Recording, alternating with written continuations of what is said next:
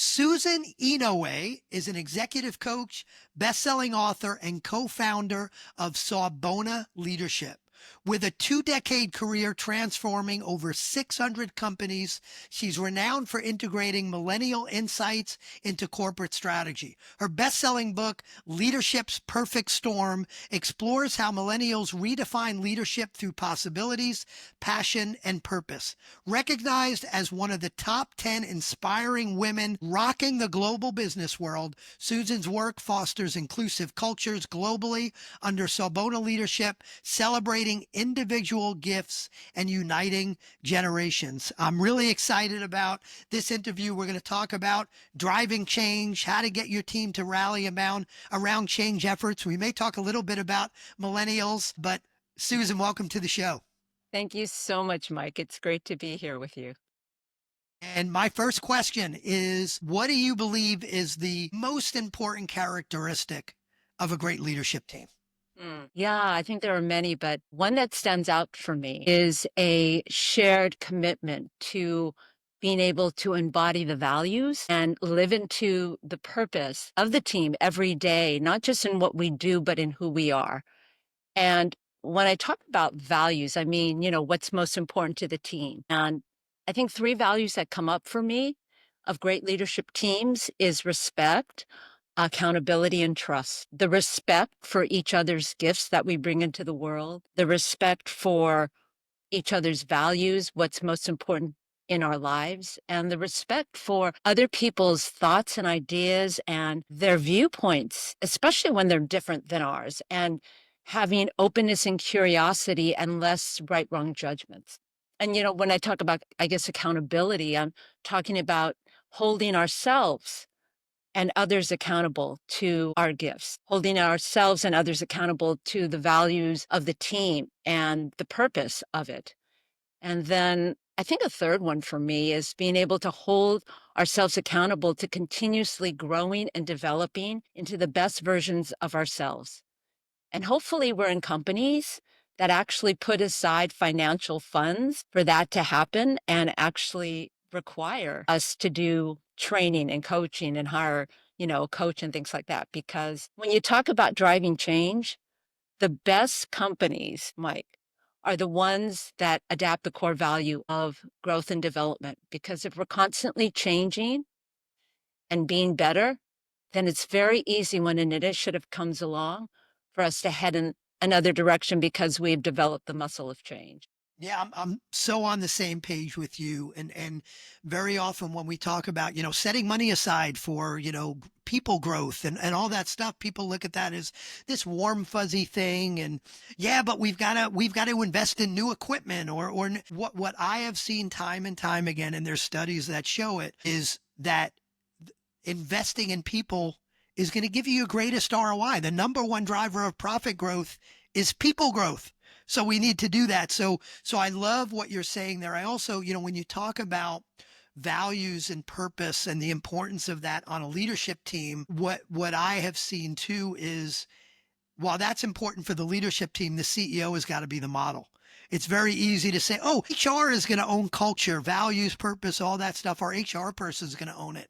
Well, bull. If the CEO doesn't model that, then we're not going to see the right change throughout the organization. So love Yeah, that. it's going to come from the top. You're absolutely right. Yeah. And what happens is the team aligns their team purpose according to the purpose of the organization. And the purpose is not the vision, it's why we exist. It is the deep commitment that we have to each other and to others outside of the organization. And it is what is the greater good that we are going to serve. And you're absolutely right. There is definitely a direct alignment between growing our people into the best version of themselves and increase productivity, revenue, and profitability. And I've had many clients that I've worked with that have seen tremendous growth, like one that increased their revenues by 50% in only 6 months during 2010 when there was a downturn in the economy and banks had a sullied reputation. So there is absolutely a direct connection. And a lot of times, I don't know why executives don't make that connection. Yeah, it's the first thing that they throw away when times are tough is their Yeah, investment in people. exactly. So I want to drill into this more, but I've got to ask first the Sawubona Leadership. Tell me, I know there's a story behind that and there's a meaning for that of that word. Tell us the story behind it, how you found that and what it means. So, it was more than 13 years ago. I started getting calls from executives complaining about their millennials. I mean, they were frustrated, they were puzzled, and they said, I mean, Susan, who would quit their job with another one to go to? You know, I mean, there were just things that were happening that were just out of the norm. And there was so much pain and suffering between generations that I had to find some kind of solution. And I wanted to find something that wasn't just based in theory and academics, but grounded in proven results. And so an executive client, he took me to the ghettos of South Central Los Angeles to find my answer. And there he introduced me to this person named Tony LaRay. And I found out that he was a former CEO. He had a very successful business, which he had sold. And for the past decade, he had been transforming, saving the lives of thousands of inner city millennial youth through his mentoring program with unprecedented results. Now, what I loved about what he did was, Mike, he went into the community. He asked these young people what it would take to engage with them, and they told him. And over the decades, he created what he called the gift-centered approach. And the gift-centered approach was at the heart of the way he led, which he called Sawubona Leadership. And as I went to some of his mentoring sessions, he invited me. I was just taken aback because here was a community of people of all different generations, all different genders, all different ethnic backgrounds, and the deep connection and the way they engage each other that brought out the best in who they were. I said, oh my gosh, I need him to mentor me because I not only saw a way of helping my execs, but I saw a way of creating cultures of belonging. And so he did. I took it into the corporate world over 13 years ago. I started to turn around companies and cultures in a way that was long-term and sustainable. And today, gift-centered approach and Sawubona leadership is in over 30 countries. And it was a subject of my book, Leadership's Perfect Storm. We launched it at the end of 2008, and we were fortunate. It hit the #1 bestseller in leadership and business management. Congrats. Yeah, thanks. So dig a little deeper on what is that, the gift-centered approach, the Sawubona approach. What is that? Give us kind of the overview, and then maybe we'll dive deeper, but start off with an overview of what it is. So Sawubona means I see you, as in seeing the whole person. And we find that when we see and accept people for who they see and accept us for who we are, and a different conversation unfolds. Not one where we're lecturing to each other, but a conversation where we're listening and learning from each other. And could I give you a story of one of my clients? Because she actually was able to drive change within her department through entering through the portal of Sawubona. So would that be okay? Yeah, that'd be great. Okay. And then hold on. And then I want you to give me an example of two politicians that use this, because I think we need that in the world. That's got to be your next thing. But I got to tell you something which is really interesting. It was the Democratic convention several years ago. They introduced Bill Clinton and they did a video clip on his travels. And he had gone to South Africa and they brought up the greeting, Sawubona, that in Africa, it's not just about saying hello. It's about saying, I see you. I see you as a human being. I see you as a person. So I had a lot of people call me and say, hey, Clinton stole your Sawubona. But yeah, so it's been brought up. Yeah.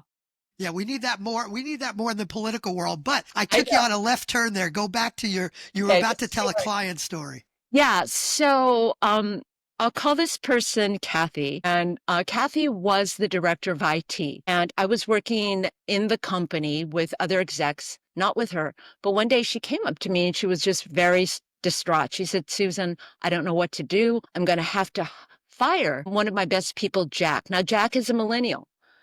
And she said, I've tried everything. Now, Kathy came from the world of command and control. So she used the carrot and the stick on Jack. She gave him incentives. She gave him reprimands. Nothing seemed to be working. And she said, my boss said I have to let him go by Friday.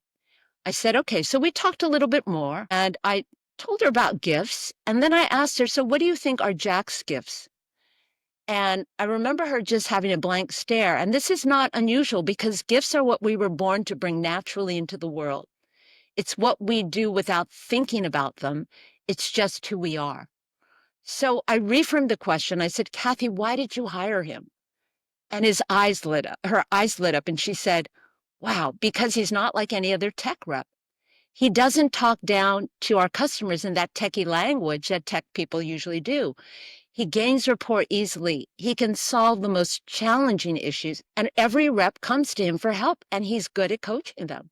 I said, okay. She said, but I'm going to have to fire him. I said, what? Wait a minute. Okay, let's just step back and see a bigger picture. And this is one of the things that I have my clients do, step back and see the big picture. I asked her, what do you think is Jack's retention rate of the clients that he does have? And she looked and she said, I don't know. She said, why? I said, because he could bringing in less new, servicing new less clients, but retaining more. And that could be more profitable. So she said, let me find out. So the next day she calls me and she said, Susan, you'll never believe it. Jack has the highest retention rate of all our reps, and he is more profitable. I said, great. I said, talk to your boss, buy us time, and let's brainstorm. So the first thing that we do is we ask, we brainstorm. I said, Kathy, what is the gifts that are trying to come out in this so-called bad behavior? And she said, wow. She said, well, he gains rapport with people. He's very analytical, intelligent. He can solve the most difficult challenges. He's great at training and coaching people. He gains rapport easily. And she went on and on. I said, okay. I said, how do we redirect these gifts so it can better serve Jack, you, and the organization? Let's redirect it.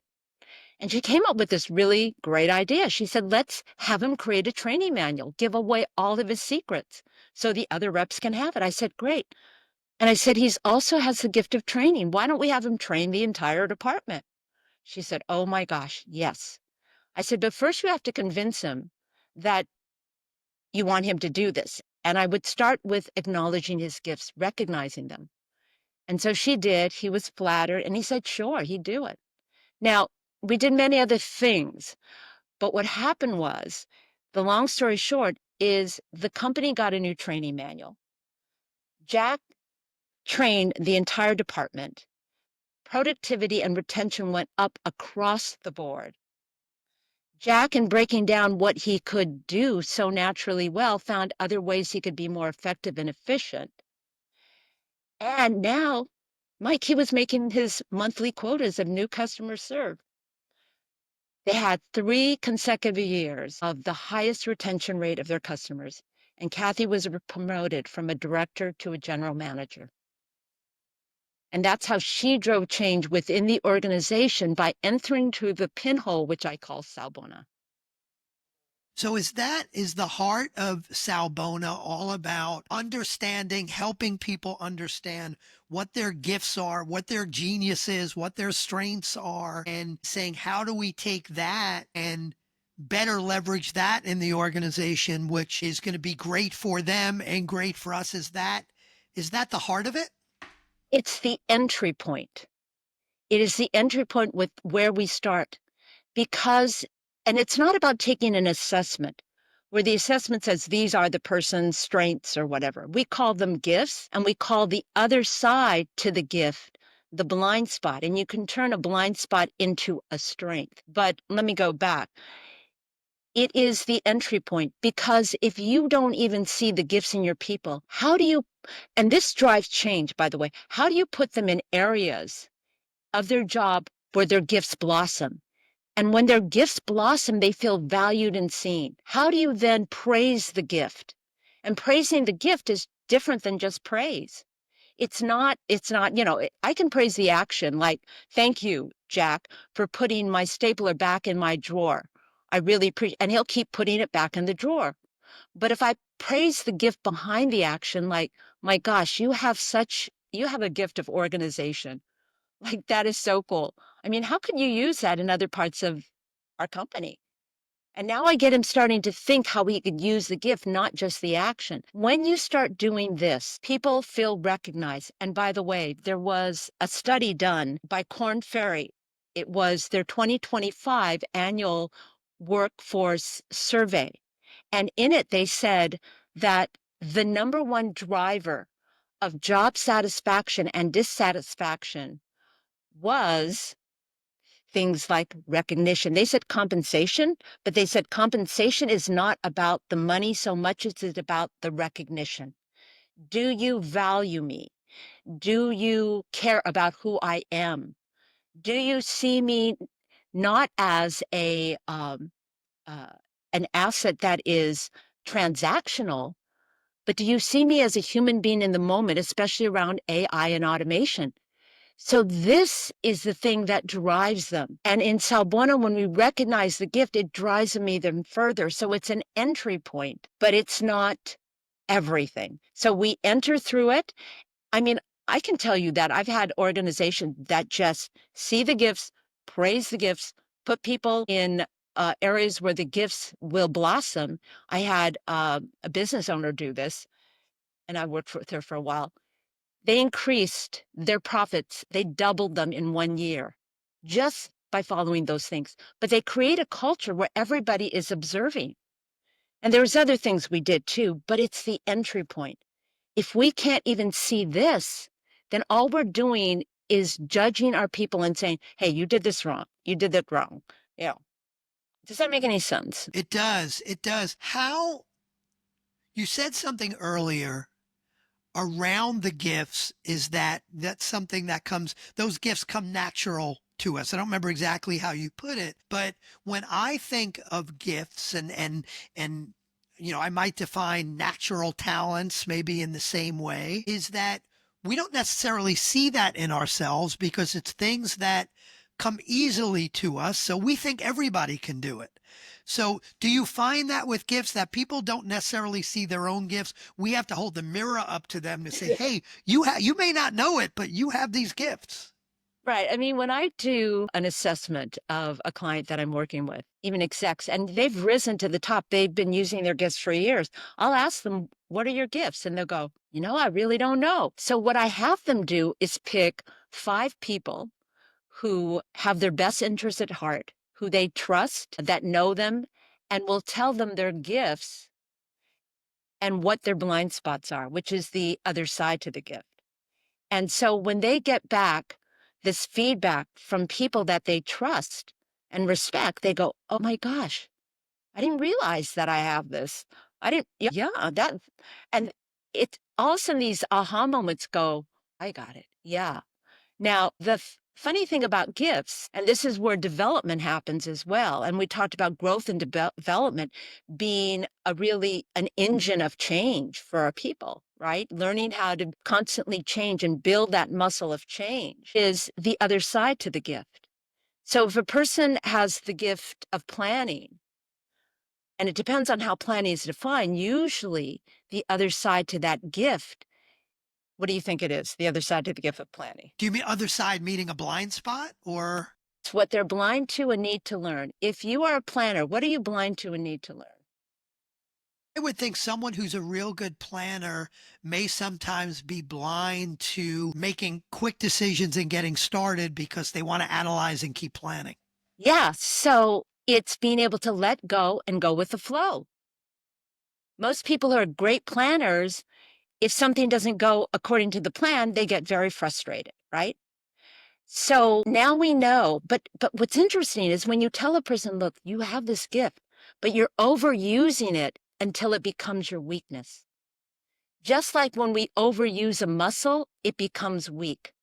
When we overuse a gift, our blind spot shows up. And so I say to them, if you learn to turn that blind spot into a strength, and a blind spot is not negative, it's a gift you don't have. If you learn to let go and go with the flow, then what happens is you have the capacity to do both. that when things don't go according to plan, you can head in another direction. And it's not either or, Mike.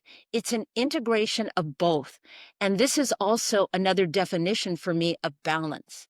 When we have our gift, which we're already developing, we turn our blind spot into strength, and we have the integration of both, that creates balance because we're seeing the world through a different lens. So how does someone do that? Because it sounds great, but if you've got someone who is a planner Right. and you say it's great, that's a gift you have, but you also have to be comfortable letting go. They're not they're not naturally comfortable letting go. So how do you help someone become comfortable with something that's the opposite of who they believe they are? Right. And so this is where we go deeper into the work that I do. It enters through Sawubona. But what happens is when I acknowledge someone's gift and just say you're overusing it until it leads to this, they don't get defensive. They go, yeah, that's true. Yeah, okay. Now, so how do you get a person? And this is also a part of change. Change happens not in the mind, it happens in the body. Unless we change the way we feel in our bodies, we do not transform. Okay, so let me just say that statement, which means this, and then I'll get you into planning and flow, which is that it's like learning to drive a car. When we learn to drive a car, we have the insight. We go in a classroom, we have the insight. Yeah, these are the rules of the road. This is what I must do. But it's intellectual insight, aha moments. But aha moments is not transformation until you add practices, until I get in the car, until I feel the pedal, the brakes, until I'm in traffic and I embody what it feels like to be in that car in traffic. And I practice it over and over again. I never develop new habits that lead to new competencies. Where now, today, I drive a car and I don't even think about it. That's what we call embodiment. That's what we call transformation. So I have to do practices of the body to help a person feel what it is to let go and go with the flow. So their body creates a new way of being where this becomes their new home base. They're used to it. They're used to going from planning to flowing and back and forth. So you want me to give you another story of one of my clients? Because this is a really cool Sure, one. because I'm trying to figure out like what do I need to do with my body in order to feel? Do I have to move around? And Short one, and then I'll give you a longer one. So a CFO, he came to me, and one of the things is that he was very stuck in his analytical and planning kind of method, right? And I found out I always give practices to clients that they tell me about what they're doing in their life, and then I bring a new nuance to that, a distinction. So he had said to me, Susan, he just in conversation, he said, my wife has always wanted me to take ballroom dancing. I love my wife. I want to do whatever she wants to do. That was just a side conversation. And I take everything in. And I said to him, okay, would you be open to the practice of learning salsa? And he said, salsa? I said, yeah, you said you'd do anything for your wife and she wants to learn ballroom dancing. He said, oh.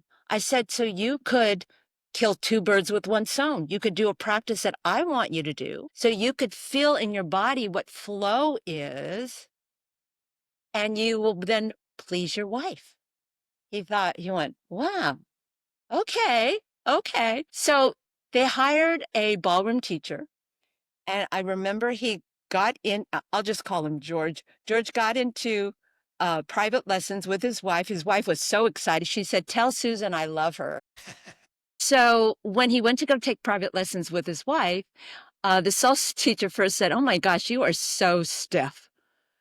And he said, you're thinking too much. Just kind of go with it. And he said to the salsa teacher, that's exactly what my coach said. And the salsa teacher said, what is this? Why did your coach send you to take salsa? And he said, because I don't know what flow feels like. And the salsa teacher said, she's very smart. You're going to learn what flow feels like. It just changed his whole demeanor, his whole aura. Instead of being very stiff like this, he was able to flow with what came to him. Now, I want to give you one more story because this is huge. I had a person, I'll call her Beth. She was the head of production of an event planning company. So you can only imagine that her core gift was planning. That was one of her best gifts. But she was on the verge of burnout because there wasn't anything she didn't plan. So when we started working together, I knew I had to get her into a practice of letting go and going with the flow. And she did mention to me, we did too, she did mention to me that she wanted to clean out her house, but she had a lot of things that had memories for her. So I said, would you be open to the practice of cleaning out your house, not to get rid of things, but to feel what it's like to let go? Because in order for a person to stop planning, they first have to let go. She said, okay. So we created a ritual around letting go. I also found out she was a photographer. So she said, how about if I create a ritual where when I let go of something important to me, I feel what it's like in my body. And then I take a photograph of it and I create a photo book of all the precious things that have so much memory. I said, great. So she did it. It opened the door to her then telling me one day she always wanted to learn trapezing. And I went, and then she went on and I said, back up, back up. You've always wanted to learn trapezing. Why? She said, well, as a little girl, I saw them on the flying trapeze. I said, are you still interested? She said, oh, yeah. I said, really? I found the New York School of Trapeze on the Santa Monica Pier here in Los Angeles, where I live. I went to talk to them and they said, oh my gosh, we get a lot of executives that do things like this with trapezing. That's what they kind of want to learn. So I gave her the practice of trapezing. She went down to Santa Monica Pier, she signed up, and she started taking trapeze lessons. Mike, she replaced her fear of letting go with a feeling of freedom. And she started to let go of whole projects. She started to trust her people. I mean, there were so many benefits. Her people started to drive the company forward rather than her having to lead it forward. They were the engine that drove it.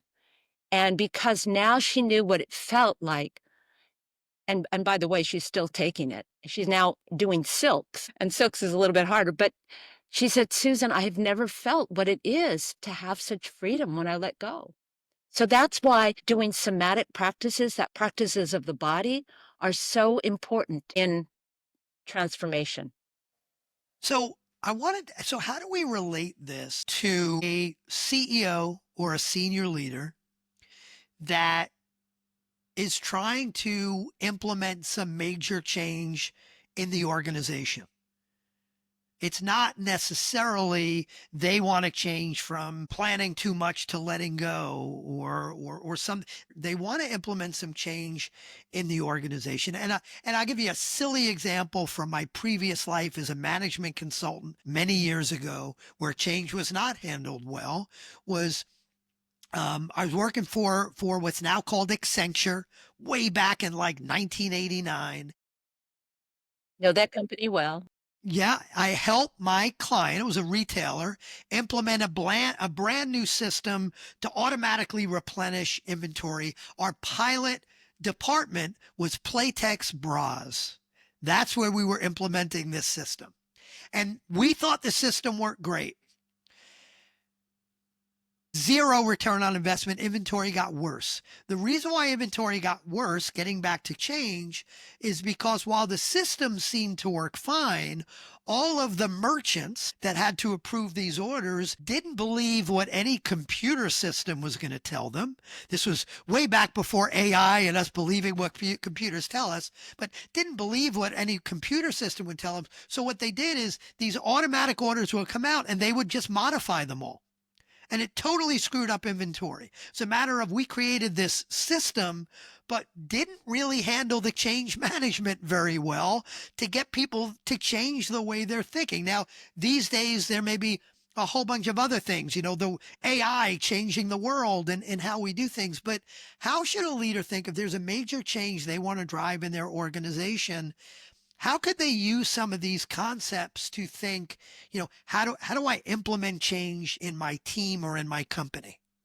Yeah. So what I want to say to you is this, and then I'll give you some. I'll give you the thoughts on the most successful company and how they are getting their people behind change. First of all, if you're the kind of leader that is very command and control, and all you do is give directives, then your people, first of all, know that you don't value their ideas, you don't value who they are, and it's going to be very hard to all of a sudden care about them so that they care about you. That is really the bottom line, because even out of the survey of Korn Ferry, it came out that you have to start to build that culture where people feel valued and seen for who they are, that when so that they are bringing the change to you rather than you putting the change on them. There is a saying, there's a statement, which is leaders, true leaders, and I'm not talking about people in positions of power or people with title. There is a difference, but true leaders create the change, create the culture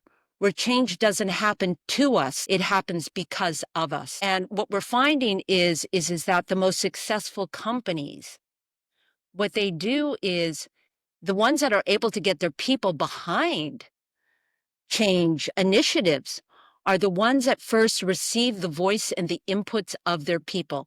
But they have been doing that for a while. They receive it. They have created infrastructures where people can give their feedback, their ideas, their thoughts. They create opportunities where they can participate in, when we're talking about AI and automation, in the adoption process, the usage process, the implementation process.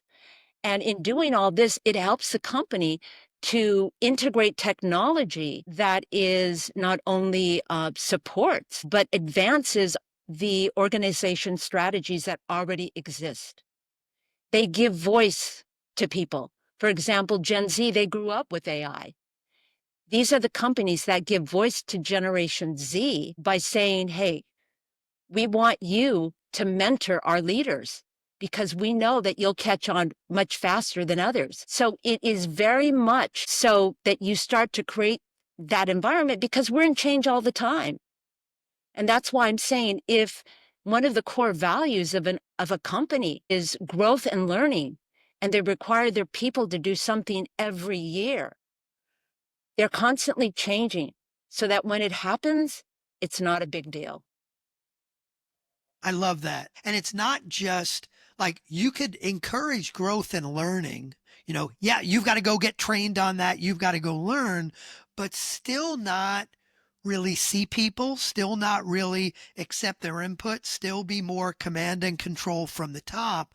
But if you're encouraging growth and learning, and at the same time, you are understanding what people's gifts are, and you are getting feedback and giving people opportunity to participate, then you're going to get that change. And I think a great example, I had someone on the podcast not too long ago talking specifically about artificial intelligence. And the question came up, do we need someone in our organization to be accountable for AI, to kind of own AI? And the answer, and her view on it was very interesting, which was that AI, and I think this is a good kind of metaphor for other things that we're talking about.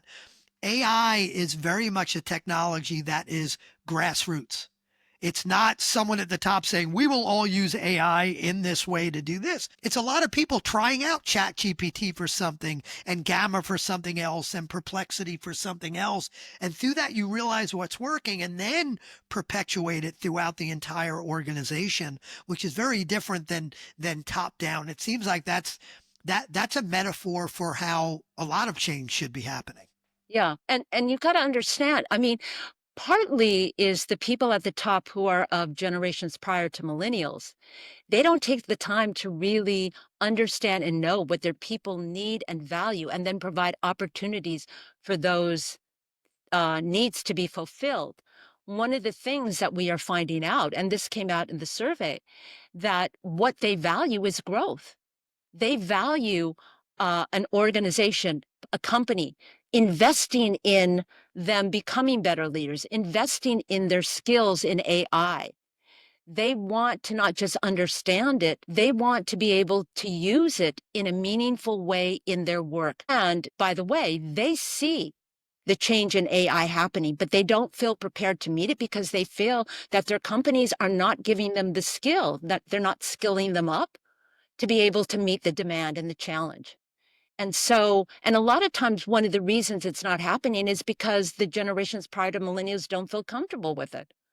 So it's hard for them. But like I said, the companies who are smart, they give voice to Gen Z and say, hey, let's have you mentor the people at the top. So very much of a different way of thinking.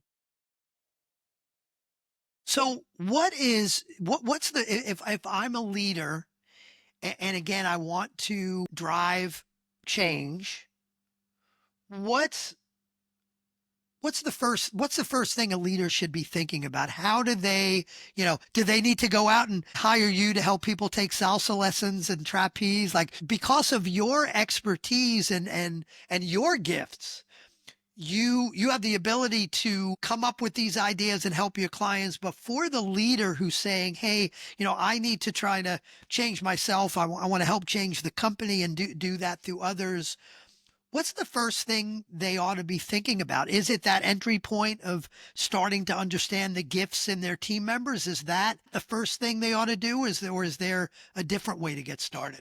Well, it is, but the first thing is that they want certain things from their people. They have to have it themselves. And it can happen very fast if they step into the journey. In other words, if you don't know your own gifts, if you don't know your own blind spots, if you're not working on these things every day, then guess what? It's going to be hard for you to coach your people so that they can be the leaders you need them to be. But if you step in, the results can be tenfold. And so let me put it this way to you. In working with organizations and in doing speaking engagements, I've had many millennials come up to me and they have many needs, but the three needs that keep echoing is the need to feel heard, to use their gifts, and to have meaning and purpose in their lives. Now, when I ask the audience, who is of other generations, how many of you want that too? Every hand goes up because it's not a generational need, it is a human need.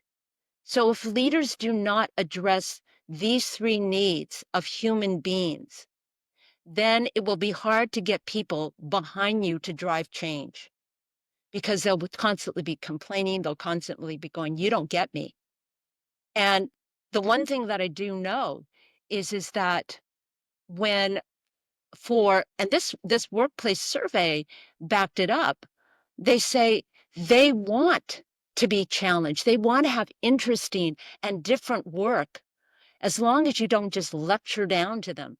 They want to be given opportunity to use their gifts in different ways, and they want to walk away from their work every day feeling fulfilled because they have contributed. We are not you. If you know their gifts, you know where to place them. You know how to be able to help them. You know how to coach them. There's so many other things that can happen from that. So I say, like when I work with leaders, I'll give you another story too. I had a leader that came to me in the downturn of the economy in 2010. She wanted to drive change to increase revenue and profitability in a time when we had a downturn in the economy and banks had a solid reputation. And all of her bosses said to her, you just have to be patient and wait. There's nothing we can do. But she believed that there was something that could be done.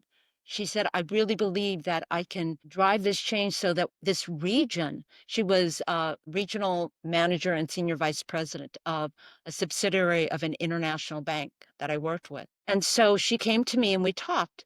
And I told her the entry point is going to be me helping you become a better person and a better leader.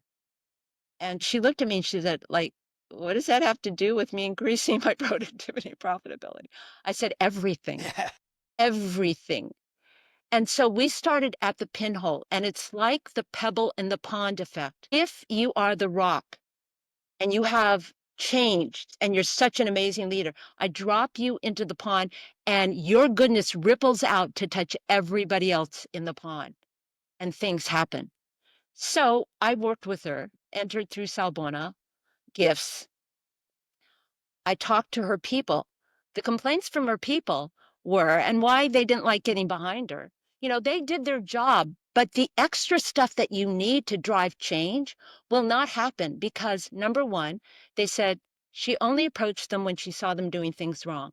She didn't value them. She didn't listen. We could tell she's thinking about other things, and we don't feel like we're a part of anything. And she had her business development officer say to me that she was the worst leader he had ever worked with. And by the way, you can tell her. So I told her just, and she said, well, I didn't hire him. Anyway, we started working to get her to connect and receive, to see the gifts, because these are the answers to if you want to feel heard, you have to connect and receive with your people. If your people want to use their gifts, you have to see their gifts. If your people want meaning and purpose, you have to create a culture where they feel a part of something greater than themselves. And so therein lied, we worked with her. We quieted her mind. We did practices of meditation. She jumped right in. There was a point where she was so present, people were going, oh my gosh, it feels so different to be around her. They knew she was listening and present. She was receiving their ideas. She was open to them. She allowed them to be able to try those ideas as long as they had backup plans in case it didn't work. She found that she did have the gift of compassion for others, but she blocked it with her right wrong judgments. So when we quiet the mind, we can also sink into the heart and develop its intelligence through practices of appreciation. All of a sudden, she started to see the gifts in people, and especially, I'll just call him Jim, her BD officer. And she started to recognize him through just praising the gift. She did many other things. She started to see where she could put people in areas where they would excel. And all of a sudden, the team came together like never before. I can tell you that within a period of 6 months, they increased their region's book of business by 50%. By the end of the year, they were at 150% of their goals. Within a year, they were the top region in the entire international bank. And she called me one day and she was like in tears. And I said, what's going on? She goes, oh my God, Jim was in a meeting of my bosses. And I said, oh my gosh, what did he say? Because he's the one that said she was the worst leader ever. He told them that I was the best leader he had ever worked for, that I see my people, that I value them, that I listen, I give them opportunities to participate. And Susan, I just never thought that me becoming a better person and a leader would lead to all of this. And that's how you drive change. And that happened within a period of 6 months.